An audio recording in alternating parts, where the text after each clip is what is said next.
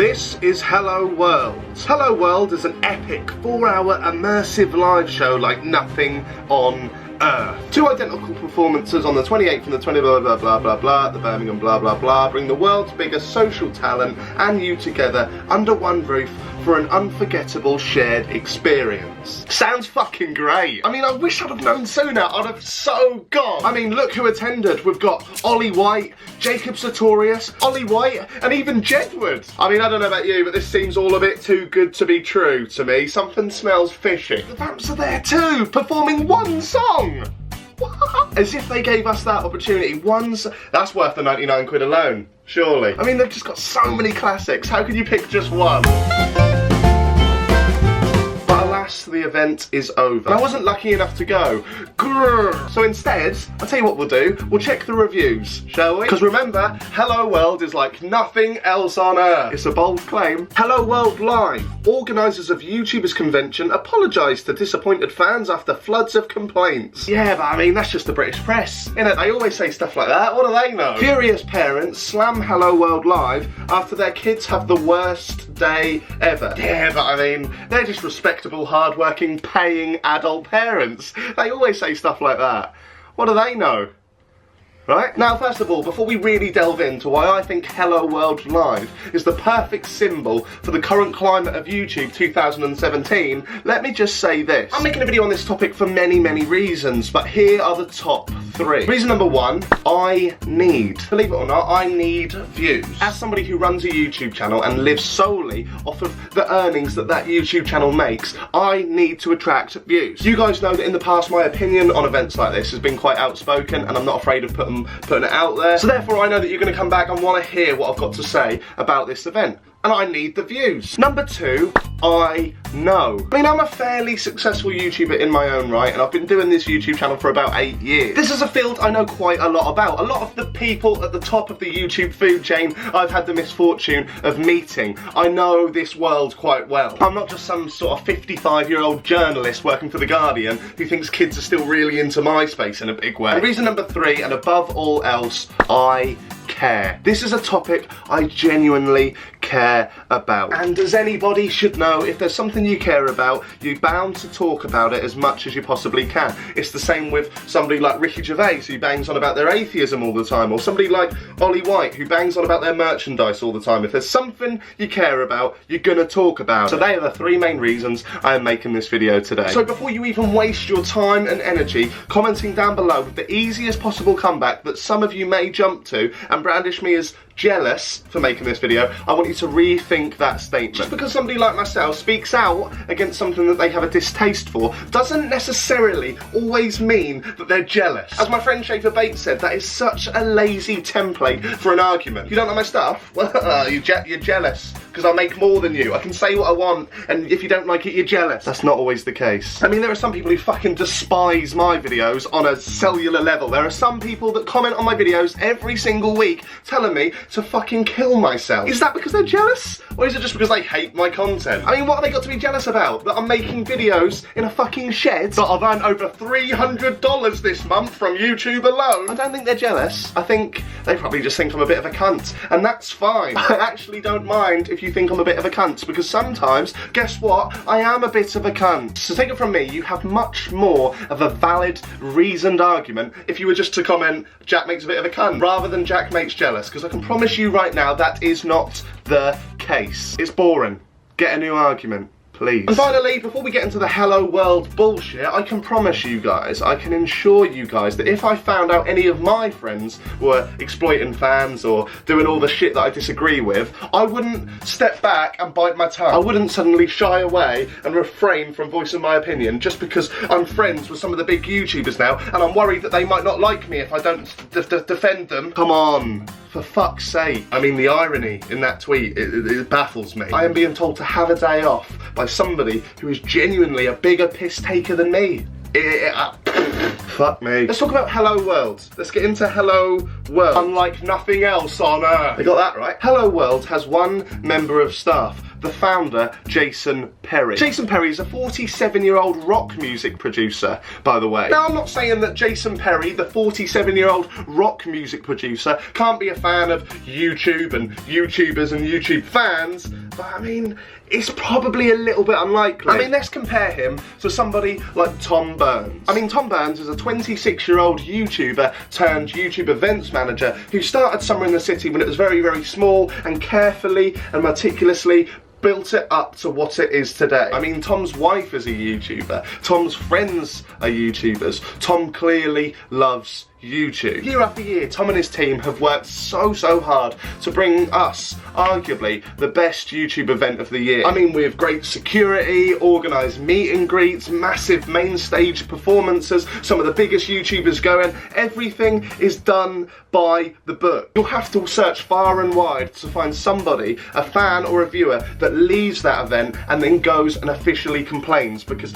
year after year, all I see is just thousands and thousands of happy and content kids and teenagers and even parents. Summer in the City is a YouTube event done very, very well, and I tip my hat to it. And it's clear to me that although Tom Burns does obviously earn money from Summer in the City, his intentions are very, very pure, and as I just said, thousands and thousands of people leave with a massive smile on their face every single year. And Mr. Jason Perry has obviously seen this event and thought, that makes a fair bit of money, I'm gonna do that myself. Hello World Live, like nothing else on earth.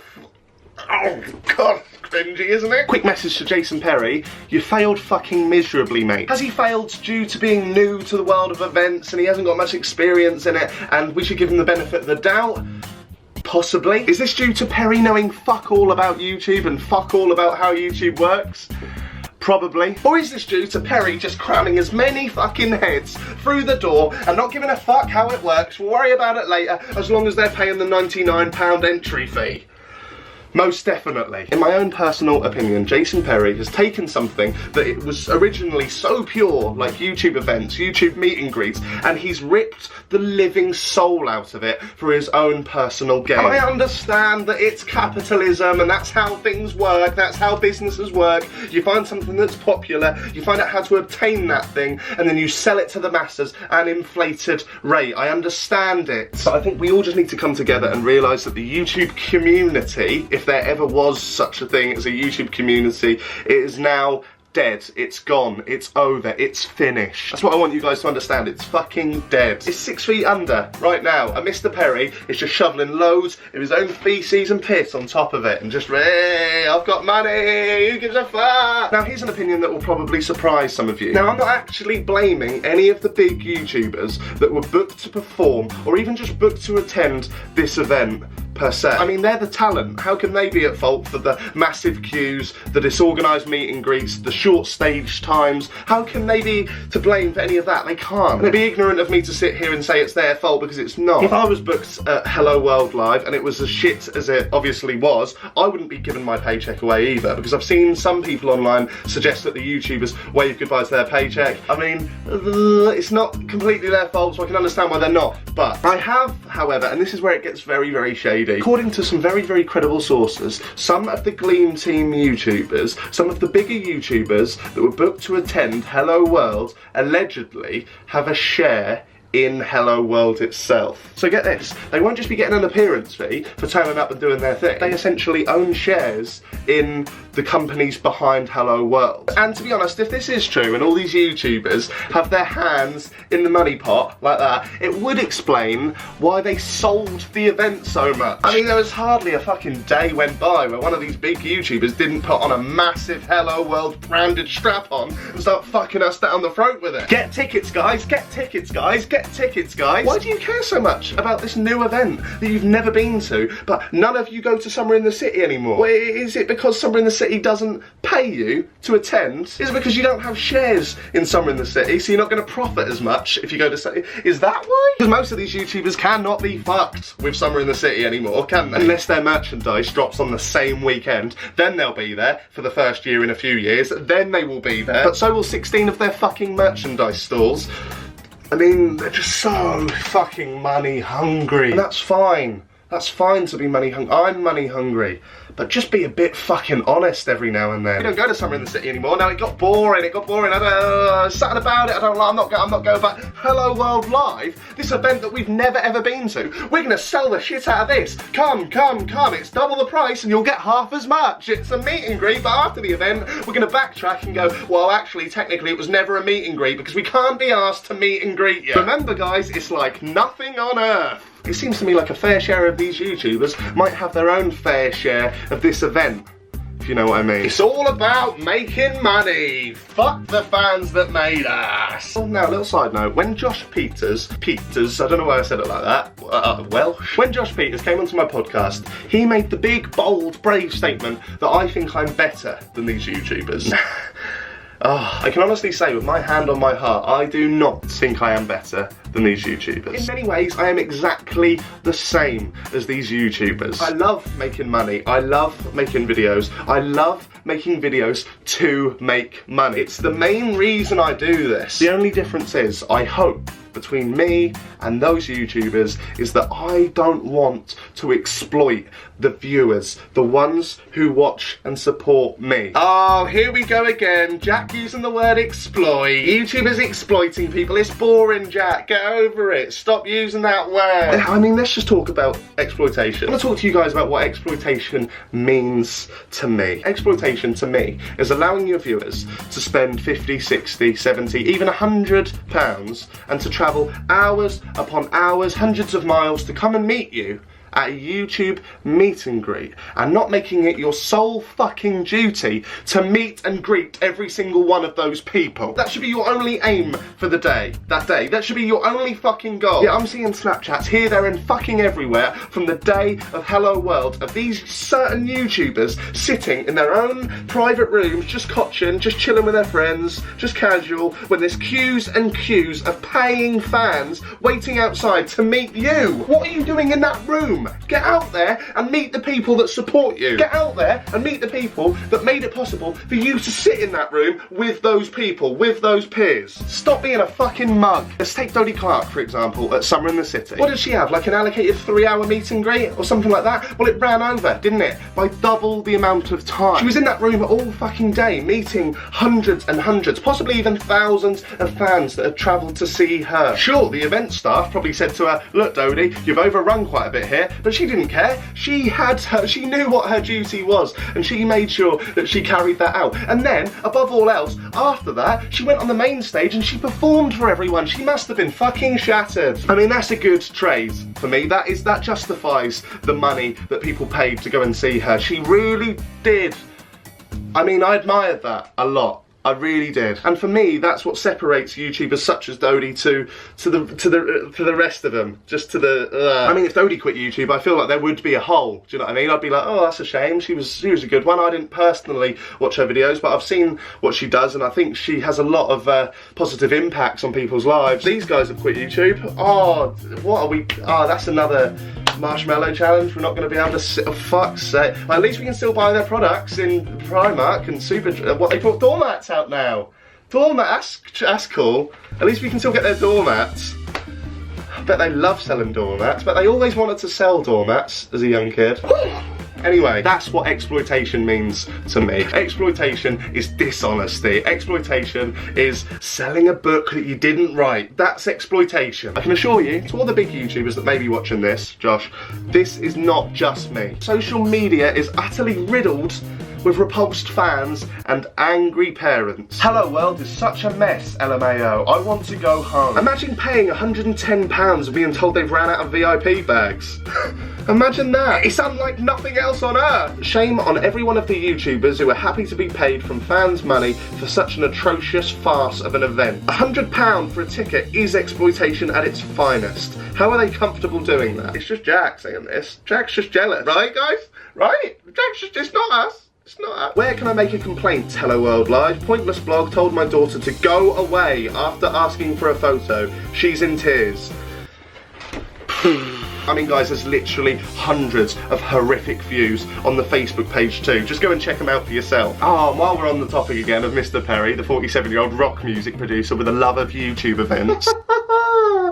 He's made his Twitter private because he's got your money now, so fuck you.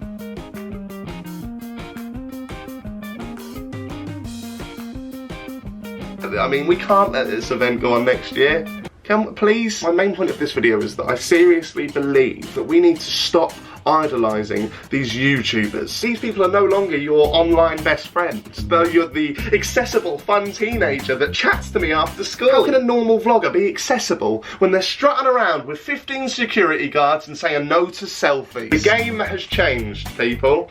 The community is dead. I mean, when was the last time one of these popular YouTubers did a free, live, webcam streaming thing? Probably around the same time they realised they couldn't sell tickets for it. Believe it or not, above all else, I'm not actually saying that these people are bad people. They're probably not all bad people. But what I do know is that these people are all very, very rich now. And they're run and they're managed by people who are also very, very rich, whose only wish is to get more rich. Please don't feel like they're any better than you. They're not. We're all just kids that one day turned a camera on and got a bit lucky. You guys don't need to buy their new books. You don't need to go to their new immersive live show like nothing else on earth. You don't need to buy their new posters to prove you're a fan. You don't need to. If you do it, if you do give these people money and they provide you with a service or a product that you're not happy about, then feel free to voice your opinion. Feel free to publicly or privately complain, because that is your right as a customer, because that's what we are now as viewers of bigger YouTubers. We're not just viewers anymore, we are customers. And remember, you are not just jealous because you disagree with the actions of others. My name's been JackMaate. Leave a thumbs up if you agree, leave a thumbs down if you disagree. Thank you very much. I'll see you soon. Peace.